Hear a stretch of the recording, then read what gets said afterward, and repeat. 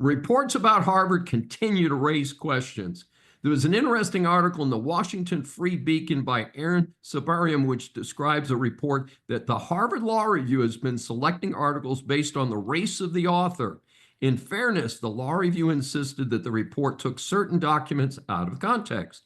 The headline claim is that 85% of submissions are being rejected based on a race-conscious rubric. Now, as an author with multiple publications and law reviews, the reality is that popular law reviews will have high rejection rates. So the focus has to be on the data in terms of which authors are being rejected.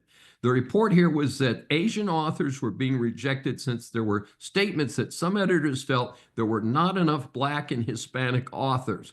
The article notes that Harvard does request diversity information on authors who submit articles to them.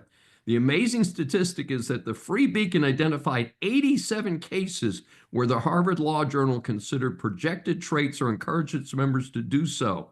A quote was that in one case, editors complained that a piece had cited a lot of old white men. The Free Beacon research notes a large number of examples. Again, a selective law review can certainly cull the submissions, and that is not the issue. The issue is whether the culling is being done for racial or ethnic reasons and not due to the quality of the writing or the contribution the article makes to legal scholarship.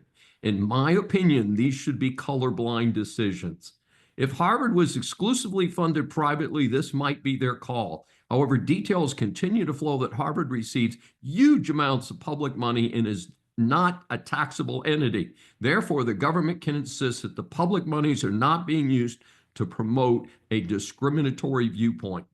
This is Dr. David D. Schein. Thanks for joining me for this special edition of Saving America. Remember, a new Saving America show is aired on the Brushwood Media Network every Saturday at 11 a.m. Eastern Time. Listen on any of the 16 network stations, Apple or Google mobile app, Apple CarPlay, TuneIn, Smart Speaker, and all smart TVs. Find more information at the brushwoodmedianetwork.com. Please be sure to join us each week. We welcome and love your feedback from our growing audience.